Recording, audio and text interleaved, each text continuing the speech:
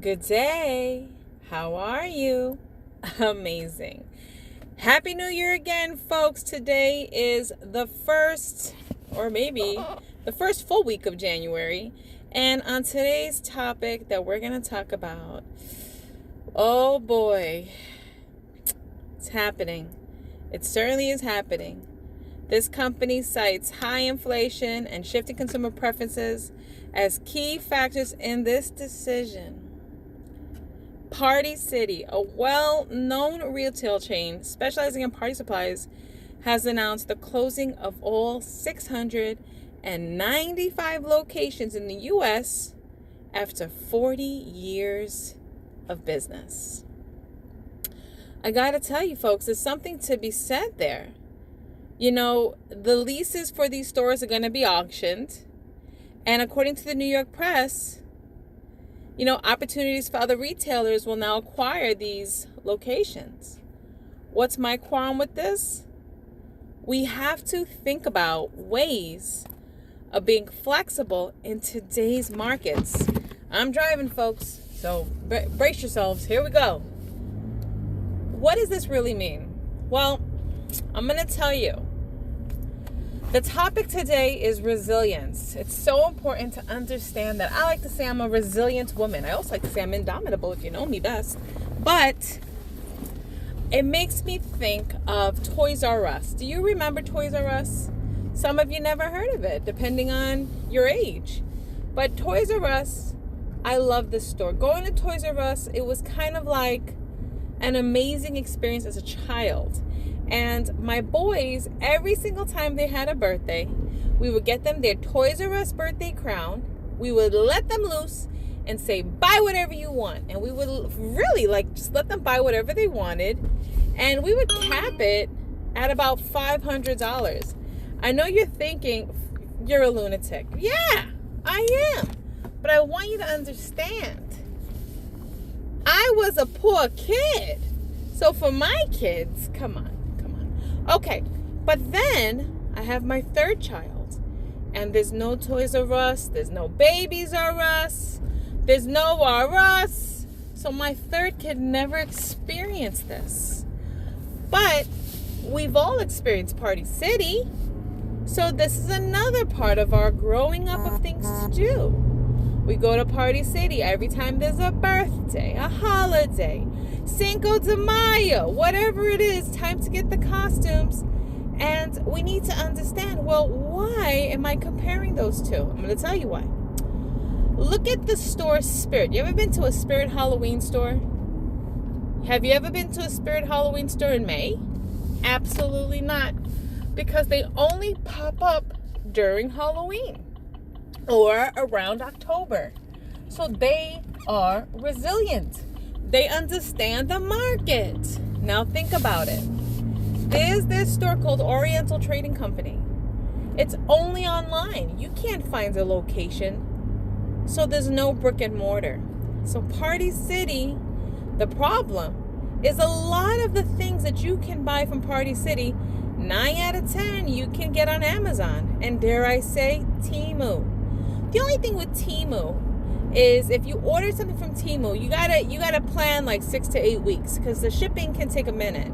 Amazon, get it next day kind of thing, depending on your membership.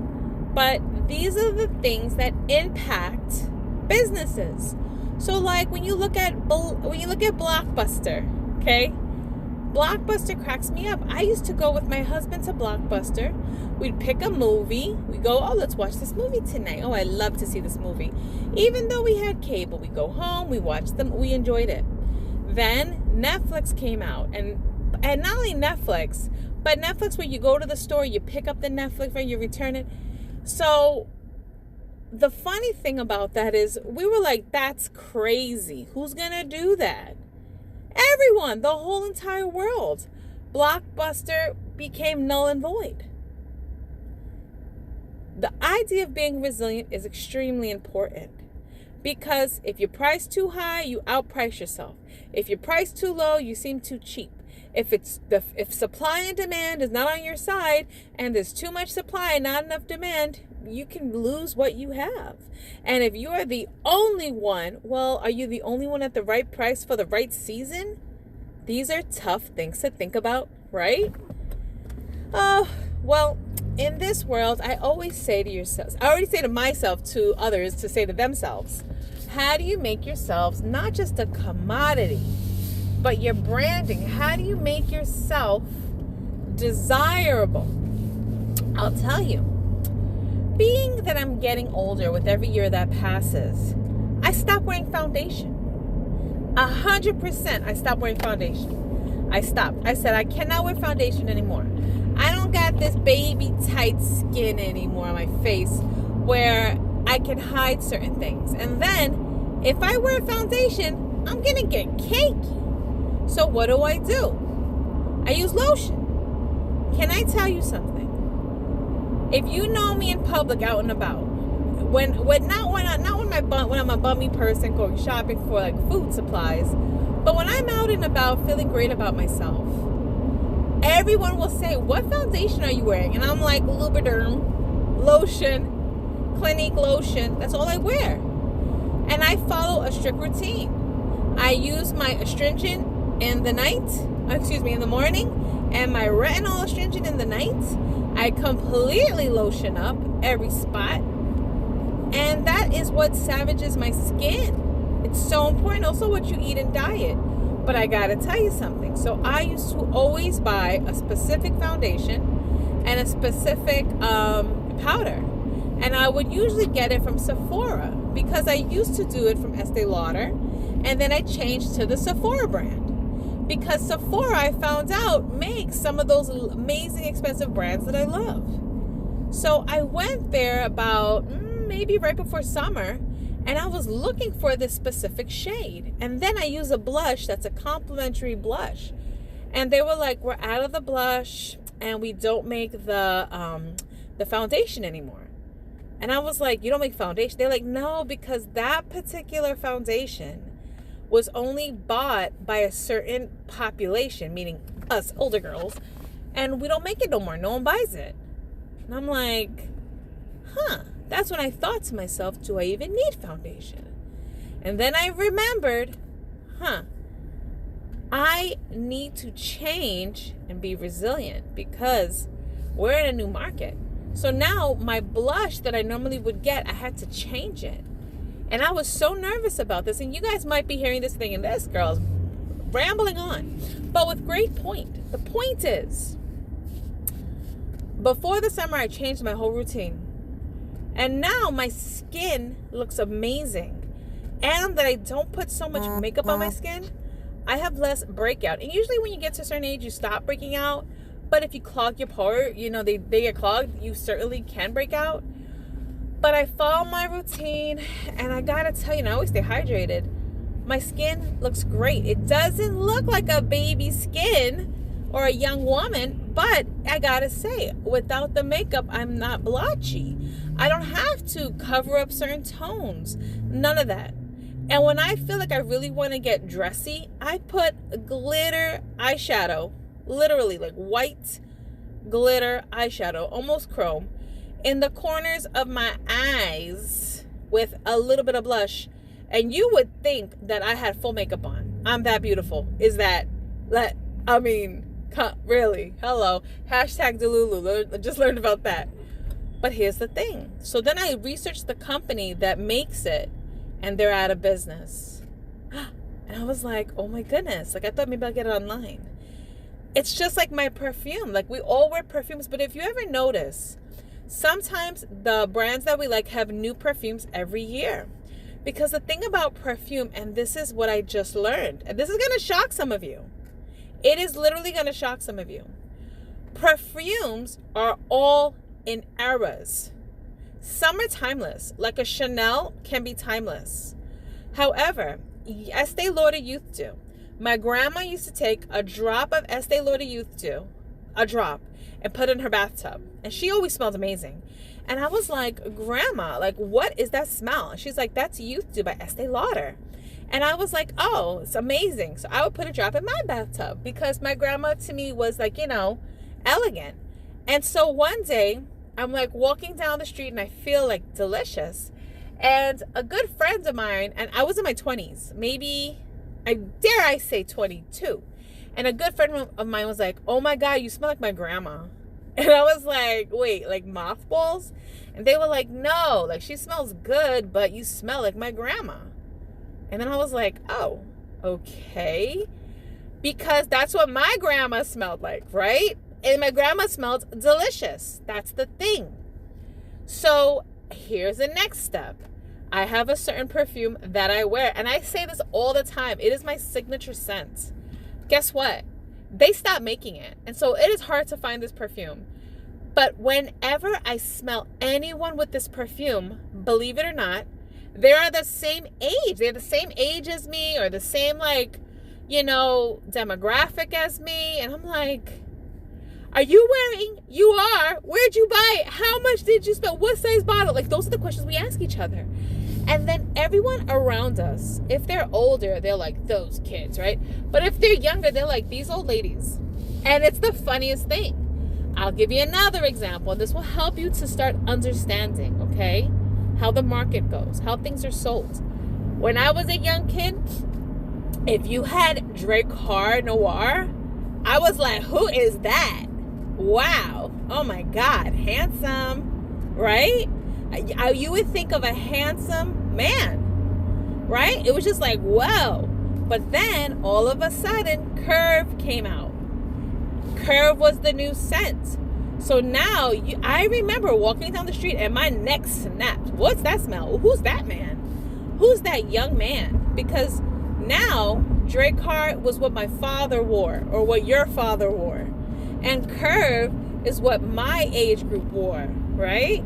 However, I did buy my sons both of those colognes. And my aunt made a comment like, oh my goodness, they smell like my uncles or like my older cousin or something like that. And I had to laugh because they smelled amazing. Trust me, my sons are so beautiful and clean, but they didn't smell like their age. And then my son told me, oh mom, could you get me this cologne? So I got him the cologne and I was like, wow, that smells amazing. But it had a unique difference. And so every single brand follows these trends. Yeah, you're wearing Yang Yang, or you're wearing Jasmine, or you're wearing, you know, I don't know, any of these scents. But they're updated and the timeline changes. So now when you smell that scent, you go back in your memory that that's old and outdated. Even though it smells amazing, right? I can still turn a head or two. But when you wear this young perfume, you're up to date and fresh. You got to think about that. Some of you, when you go on your job interviews, think about that. Like, don't go in there all antiquated. Be young and fresh. But the resilience, the brand, so Estee Lauder, Versace, Givenchy, right? Chanel, they still have those older products, but they have the new product because they stay resilient in the market. And that's the truth. That resilience. Back to Party City. What I feel bad about is I know so many young people that I've worked with and taught and loved worked at Party City. And Party City is a great company because, you know, they're very flexible. They understand, you know, the students who work for them. And they also, I'm driving, right? They also understand, like, who comes to see them. And the energy is always like, whatever the hell. It's just like, it's interesting. It's an interesting vibe. And so that's going to leave a hole. A real hole. The other thing is I would love like buying candy from them because as a kid I would always go to the candy store. It doesn't exist anymore. Then I would go to like the old towns that have like a candy spot, but those candy spots are super expensive, right? So all these different things change. So, you know, now what's going to happen? So I'm sure a new business will take over. You know, after the period of 2020, a lot of storefronts and businesses lost the occupancies. And not only that, the traffic changed. Whereas once it was crazy crowded on a Black Friday, last day of November, right? the traffic wasn't there, but online, Cyber Monday, it was crazy. So Party City does have an online presence, so I don't know. I mean, they're closing their doors. If they're going to keep that, it seems like they're not. However, I hope that these young folks find employment, because that's the biggest thing that always makes me nervous is kids. When I say kids, understand I mean 14 to 26, finding employment. That's tough. It's a tough market. And then, sometimes they're taken advantage of, and I'm very concerned. And then now there's a big population of homeless people that are between the ages of 18 to 35. And, it's the lack of work, lack of jobs, lack of stability. There's lots of reasons, but that's one of the main ones. So on today's journey, I do still leave an open-ended question. Normally I have an answer, it's a full circle, but I really want your feedback. Are you going to miss Party City? Does this affect you? Is this something that you've thought about? What will you think about? How will you follow up this? I mean, for example, obviously Amazon, obviously all the other things to buy stuff from, but I just want to know your thoughts. You feed my fire. On that note, I hope your journey is as amazing as my journey, and I have a real busy journey today, just saying. On that note, I'm going to go ahead and have a fantastic life. You be great. Bye now.